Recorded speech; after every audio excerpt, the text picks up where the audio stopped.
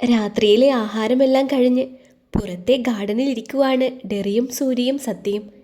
രണ്ടെണ്ണം അടിക്കാനാണ് എന്ന് പറഞ്ഞ് ശ്രീയോടും ദേവുവിനോടും പറഞ്ഞിട്ട് പുറത്തോട്ട് വന്നതാണ് മൂന്നും കൂടി. എന്താ നിനക്ക് പറയാനുള്ളത്? ഗ്ലാസ് സിപ്പ് ചെയ്യുന്നതിനിടയിലായി ഡെറി സത്യയോടായി ചോദിച്ചു. പറയാനുള്ളത് അത്രയും നാട്ടിലെ വിശേഷങ്ങളെക്കുറിച്ചാണ്. മേ ബി എൻ്റെ ഒരു സംശയമായിരിക്കാം. ഇതിലൂടെ ചിലപ്പോൾ നിന്റെ പപ്പയുടെയും അമ്മയുടെയും മരണത്തിലേക്കുള്ള വഴി തുറന്നു കിട്ടാൻ സാധ്യതയുണ്ട്. നീ എന്താ പറഞ്ഞു വരുന്നത്? എനിക്ക് മനസ്സിലായില്ല. നിനക്കറിയാലോ, ഞാൻ മുംബൈയിലേക്ക് വന്നതുപോലും ഒരു കേസിൻ്റെ ഭാഗമായിട്ടാണ്. പക്ഷേ അത് കേരളത്തിൽ നിന്ന് മാറി നിൽക്കാൻ വേണ്ടി ഒരു റീസൺ മാത്രമായിരുന്നു. അതിനൊരു കാരണം എന്താണ് എന്ന് വെച്ചാൽ, കഴിഞ്ഞ കുറച്ച് വർഷങ്ങളായി കേരളത്തിൽ നടക്കുന്ന കുറച്ച് കൊലപാതകങ്ങളെക്കുറിച്ചുള്ള ഒരു അന്വേഷണത്തിന് വേണ്ടിയായിരുന്നു. ബട്ട് ഇൻട്രസ്റ്റിംഗ് ഫാക്റ്റ് എന്താണെന്ന് വെച്ചാൽ, പെട്ടെന്ന് ആർക്കും അത് ഒരു കൊലപാതകമാണ് എന്ന് തോന്നില്ല. ഒരു നോർമൽ ഡെത്ത്. അത് പല ഏജ് ഗ്രൂപ്പിൽപ്പെട്ട ആൾക്കാർ. നീ എന്താ പറഞ്ഞു വരുന്നത്? സദ്യ പറഞ്ഞു നിർത്തിയതും സൂര്യ ഒരു സംശയത്തോടെ ചോദിച്ചു. പറഞ്ഞു വന്നത് വേറെ ഒന്നുമല്ല സൂര്യ. കേരളത്തിൽ സെലക്റ്റഡ് കേസ് മാത്രം അന്വേഷിക്കുന്ന സ്പെഷ്യൽ ഓഫീസറാണ് ഞാൻ. അങ്ങനെ ഒരാളായ എനിക്ക് ഒരു ദിവസം ഒരു മെയിൽ വന്നു. അതും എൻ്റെ പേഴ്സണൽ മെയിൽ ഐഡിയിലേക്ക്. വേറെ ആരുമല്ല, ഒരു ജേർണലിസ്റ്റ് ആയിരുന്നു അത്. അയാളുടെ ഫ്രണ്ട് വഴി അറിഞ്ഞൊരു കാര്യം. ഫ്രണ്ട് മെഡിക്കൽ കോളേജ് ജൂനിയർ സർജനായിട്ട് വർക്ക് ചെയ്യുവാണ്. അവിടെ നടന്നൊരു സംഭവം. അതിൽ നിന്ന് ആൾക്ക് കുറച്ച് ഡൗട്ട്സ് തോന്നി. കാരണം അടുത്തിടയിൽ നടന്ന കുറച്ച് മരണത്തിൻ്റെ പോസ്റ്റ്മോർട്ടം ബേസ് ചെയ്തായിരുന്നു അത്. ആ കുട്ടി അറിഞ്ഞ കാര്യങ്ങളെല്ലാം അവളുടെ സുഹൃത്തിനെ അറിയിച്ചു. എന്നിട്ട് ആ ആളുടെ കുറച്ച് ഫൈൻഡിങ്സ് ആയിരുന്നു അത്. അതെല്ലാം ഒരു ഡോക്യുമെൻ്റ് ആയിട്ട് എനിക്ക് അയച്ചതാണ്, കൂടെ ഒരു വാർത്തയും. കാരണം ആ മരണമെല്ലാം നോർമൽ ആക്സിഡൻ്റ് പോലെയാണ്. പെട്ടെന്ന് കാണുന്ന ഒരാൾക്ക് തോന്നൂ. അതിൽ സംശയം തോന്നാൻ എന്തായിരിക്കുന്നത്? ഡെറി അവന് തോന്നിയ സംശയം അവനോടായി ചോദിച്ചു. സംശയം തോന്നാനുള്ളത് എന്താണെന്ന് വെച്ചാൽ, ആ വരുന്നവർക്കെല്ലാം മരണകാരണം ഏകദേശം സെയിം ആണ്. കാരണം അവരെ ഹോസ്പിറ്റലിൽ എത്തിക്കുന്നത് എവിടെയും തലയിടിച്ച് വീണു എന്ന് പറഞ്ഞാണ്. ബോധമില്ലാതെ ഹോസ്പിറ്റലിൽ കൊണ്ടുവരും. ഹോസ്പിറ്റലിൽ വെച്ച് മരണം സ്ഥിരീകരിക്കും. ദെൻ പോസ്റ്റ്മോർട്ടത്തിന് അയക്കുമ്പോൾ നോർമൽ ഡെത്തായിട്ട് സ്ഥിരീകരിക്കും. പക്ഷേ അതിൽ ആ ജൂനിയർ സർജൻ സംശയം തോന്നാൻ കാരണം എന്താണെന്ന് വെച്ചാൽ, അവരുടെ കൂട്ടത്തിലുള്ള സീനിയർ സർജൻ ഒരാളോട് സംസാരിക്കുന്നത് ഒരു ദിവസം ആ കുട്ടി കേൾക്കാൻ ഇടയായി. എന്ത്? രണ്ടുപേരും ഒരു സംശയത്തോടെ ചോദിച്ചു. അതായത് രണ്ടുപേരും അതുപോലെ ഒരു കേസ് അറ്റൻഡ് ചെയ്യാനിടയായി. അതവരുടെ ഫൈൻഡിങ്സ് എന്താണെന്ന് വെച്ചാൽ, തല എവിടെയും ശക്തമായി ഇടിച്ച് മരണമുണ്ടായി എന്നാണ്. അങ്ങനെ 2-3 കേസ് ഇടയ്ക്കിടയ്ക്ക് വന്നപ്പോൾ ഡൗട്ട് തോന്നി. അവരുടെ തന്നെ സുഹൃത്തുക്കളോട് കാര്യം പറഞ്ഞപ്പോൾ അതൊക്കെ സർവ്വസാധാരണമാണ് എന്ന് പറഞ്ഞ് അവരാ കാര്യം വിട്ടു. പക്ഷേ അത് കേട്ട് ആ കുട്ടിക്ക് എന്തോ ഡൗട്ട് തോന്നി. ആള് വേഗം തന്നെ അവളുടെ ജേർണലിസ്റ്റ് സുഹൃത്തിനെ വിവരമറിയിച്ചു. കൂടെ ആ കുട്ടിക്ക് വേണ്ട കാര്യങ്ങൾ അവൾ കണ്ടെത്തി കൊടുത്തു. അതെല്ലാം ക്രോസ് ചെക്ക് ചെയ്ത് ആൾക്ക് അതിനെക്കുറിച്ച് സംശയം തോന്നി. കുറച്ച് ഡാറ്റ കളക്ട് ചെയ്ത് ആ കുട്ടി ഓൺലൈൻ മാധ്യമങ്ങളിൽ ഒരു ആർട്ടിക്കിൾ എഴുതി. അതിലെ ഫൺ ഫാക്ടർ എന്താണെന്ന് വെച്ചാൽ, കേരളത്തിൽ പല ഭാഗത്തായി നടക്കുന്ന കുറച്ച് പ്രവർത്തികളെക്കുറിച്ചായിരുന്നു. എന്ത് പ്രവർത്തികൾ? സിമ്പിളായിട്ട് പറഞ്ഞാൽ നരബലി, കഴുത്തച്ഛൻ ഔട്ട്. അതൊക്കെ ചില ക്രിസ്ത്യൻ ഹിന്ദു ഫാമിലിയിൽ കണ്ടുവരുന്നതാണ്. പക്ഷേ ഇതിൽ ഫൺ എലമെൻ്റ് എന്താണെന്ന് വെച്ചാൽ, ഇതൊക്കെ ചെയ്യുന്നതും ഇതിനെല്ലാം കൂട്ടുനിൽക്കുന്നതുമെല്ലാം സമൂഹത്തിൽ തന്നെ നല്ല സ്റ്റാറ്റസിലും മറ്റും ജീവിക്കുന്നവരാണ്. അതായത് പുറമേ നിന്ന് നോക്കുമ്പോൾ എല്ലാത്തിനും കൂടുന്നവർ. പക്ഷേ പുറത്താരും അറിയാതെ അവർ ചെയ്യുന്നത് ഒരു ഇരുണ്ട ശക്തിക്ക് വിരുന്നു കൊടുക്കുന്നതാണ്. അതും മദ്യം, പെണ്ണ് എല്ലാം കൊടുത്ത്. ചുരുക്കി പറഞ്ഞാൽ സാത്താൻ സേവ. ഇതിൽ എൻ്റെ പപ്പയുടെയും അമ്മയുടെയും മരണമായി എന്താണ് ബന്ധം? So simple. നിങ്ങളുടെ കുടുംബത്തിൽ പണ്ടും ഇതുപോലെ ചെയ്തിട്ടുണ്ടല്ലോ. ഐ മീൻ ഈ വെച്ചാരാധനകൾ. അതുമാത്രമല്ല എൻ്റെ സംശയത്തിന് കാരണം, ആ കുട്ടി എഴുതിയ ആർട്ടിക്കിൾ കുറച്ച് സ്ഥലപ്പേരുകൾ മെൻഷൻ ചെയ്തിരുന്നു. അതിൽ നിങ്ങളുടെ തറവാടിരിക്കുന്ന ആ സ്ഥലവുമുണ്ട്. ആളുടെ ഫൈൻഡിങ്സ് ആ പ്രദേശങ്ങളിലെ കുറച്ച് കുടുംബങ്ങൾ ഇപ്പോഴും അത് തുടരുന്നുണ്ട് എന്നാണ്. അങ്ങനെയൊന്നുണ്ടെങ്കിൽ നമ്മൾ അതേക്കുറിച്ച് അന്വേഷിക്കുന്നത് റിസ്ക് അല്ലേ? അതെ, റിസ്ക് ആണ്. ചിലപ്പോൾ നമ്മുടെ ജീവൻ തന്നെ ആപത്താണ്. കാരണം ഇത് ചെയ്യുന്നവർക്ക് ഒരു പ്രത്യേക ശക്തി തന്നെയുണ്ട്. എന്നാൽ സത്യ പറഞ്ഞതെല്ലാം കേട്ട് ഡെറി മൗനം പാലിച്ചു. അവൻ്റെ മനസ്സിലൂടെ പല ചിന്തകളും കടന്നുപോയി. അതിൽ അവസാനം ചെന്ന് നിന്നത് കുരിശിങ്കൽ തറവാടിൻ്റെ പഴങ്കഥകളിലാണ് എന്ന് മാത്രം. നിനക്ക് ഇങ്ങനെയൊരു സംശയം തോന്നാൻ കാരണം എന്താണ്? സൂര്യ അവന് തോന്നിയ സംശയം സത്യയോടായി ചോദിച്ചു.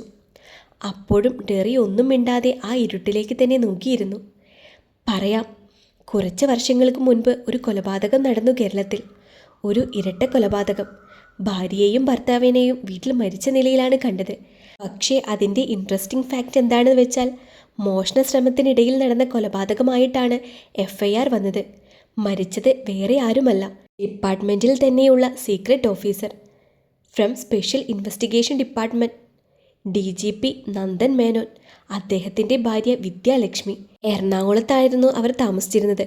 പക്ഷേ ശരിക്കുമുള്ള സ്വദേശം പാലക്കാടാണ്. സദാ ഒരു ബിസിനസ്മാൻ ആയിട്ടായിരുന്നു അദ്ദേഹം എറണാകുളത്ത് അറിയപ്പെട്ടത്.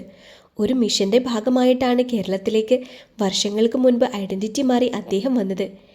നിങ്ങൾക്ക് പറഞ്ഞാൽ അറിയും, VJ ഗ്രൂപ്പ് ഓഫ് കമ്പനീസിൻ്റെ ഇന്ത്യ ഔട്ട് ആകെ അറിയപ്പെടുന്ന കമ്പനിയാണ്.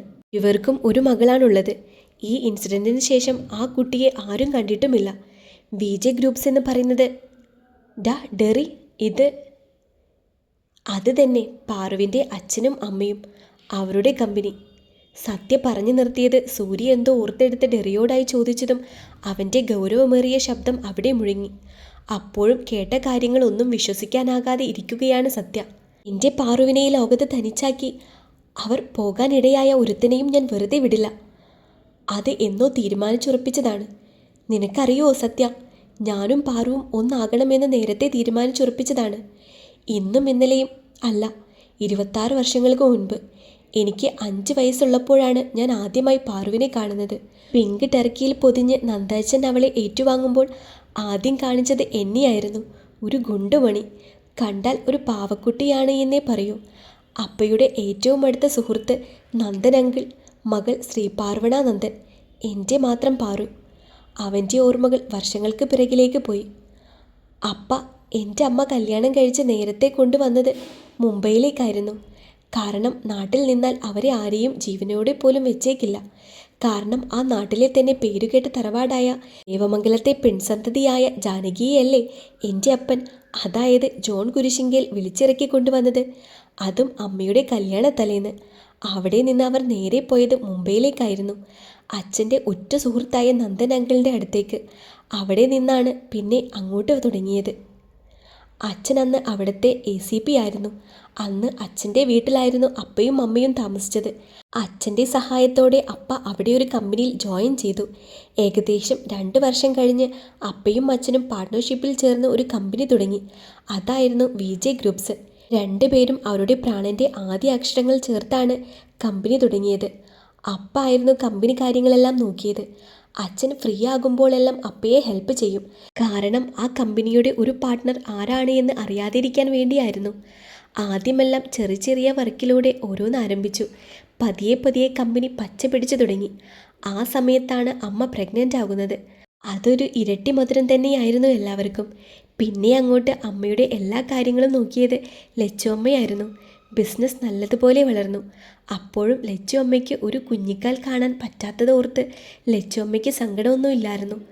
പക്ഷേ ഉള്ളിൽ സങ്കടമുണ്ടെങ്കിലും അമ്മ അതൊന്നും പുറത്ത് കാണിച്ചില്ല. അങ്ങനെ 9 മാസത്തെ കാത്തിരിപ്പ് അവസാനിച്ചു. പെട്ടെന്ന് അമ്മയ്ക്കൊരു പെയിൻ വന്നു. വേഗം തന്നെ അമ്മ ഹോസ്പിറ്റലിൽ അഡ്മിറ്റാക്കി. മണിക്കൂറുകളുടെ കാത്തിരിപ്പിനൊടുവിൽ അമ്മ പ്രസവിച്ചു. ഞാനുണ്ടായി. അത് കഴിഞ്ഞ് അടുത്ത സന്തോഷം പോലെ അപ്പയ്ക്ക് ബെസ്റ്റ് ബിസിനസ്മാൻ അവാർഡ് കിട്ടി. പിന്നെ അങ്ങോട്ട് ബിസിനസ് വെച്ചടി കയറ്റമായിരുന്നു. എൻ്റെ കാര്യങ്ങളെല്ലാം നോക്കിയത് ലച്ചുമ്മയായിരുന്നു. അമ്മയേക്കാൾ എനിക്ക് കൂടുതൽ എളുപ്പം ലച്ചുമ്മയോടായിരുന്നു. പിന്നെയും വർഷങ്ങൾ കടന്നുപോയി. മുംബൈയിൽ തന്നെ VJ ഗ്രൂപ്പ്സ് 3 ബ്രാഞ്ച് തുടങ്ങി. നന്ദച്ചൻ്റെയും ലച്ചുമ്മയുടെയും സങ്കടം കണ്ട് വർഷങ്ങൾക്ക് ശേഷം ദൈവം അവർക്ക് ആ ഭാഗ്യം കൊടുത്തു. എൻ്റെ ലച്ചുമ്മ വിശേഷം അറിയിച്ചു. ഞാൻ എപ്പോഴും ലച്ചുമ്മയുടെ കൂടെയായിരുന്നു. കാരണം എനിക്കെന്തോ ആത്മബന്ധം തോന്നിയിരുന്നു. എൻ്റെ സാമീപ്യം അടുത്തറിഞ്ഞാൽ അവൾ ചവിട്ടി തുടങ്ങും. അങ്ങനെ കാത്തിരിപ്പിനൊടുവിൽ ലച്ചുമ്മ പ്രസവിച്ചു ഒരു പെൺകുഞ്ഞ്. നന്ദച്ചൻ കുഞ്ഞിനെ വാങ്ങി ആദ്യം കാണിച്ചത് എന്നെയായിരുന്നു. പിന്നെ അങ്ങോട്ട് അവളായിരുന്നു എൻ്റെ ലോകം മുഴുവൻ. ശരിക്കും അവളെ കാണാൻ തന്നെ പ്രത്യേക ഭംഗിയായിരുന്നു. ലച്ചുമ്മയുടെ എല്ലാ സൗന്ദര്യവും അവൾക്ക് കിട്ടിയിരുന്നു. ഒരു ഗുണ്ടുമണിയായിരുന്നു. എപ്പോഴും എൻ്റെ കൂടെയായിരുന്നു. വളരും തോറും ഞാൻ അവൾക്ക് ഇച്ഛയായി മാറി. എന്ത് കാര്യത്തിനും ഞാൻ വേണം. അത് കഴിഞ്ഞേ ഉള്ളൂ ലച്ചുവമ്മയും നന്ദച്ചനും അപ്പയും അമ്മയും ഒക്കെയുള്ളൂ. ഒരു നിഴൽ പോലെ ഞാൻ അവളുടെ കൂടെയുണ്ടായിരുന്നു. പക്ഷേ എല്ലാം മാറി മറിഞ്ഞത് ആ ഒരു രാത്രിയായിരുന്നു.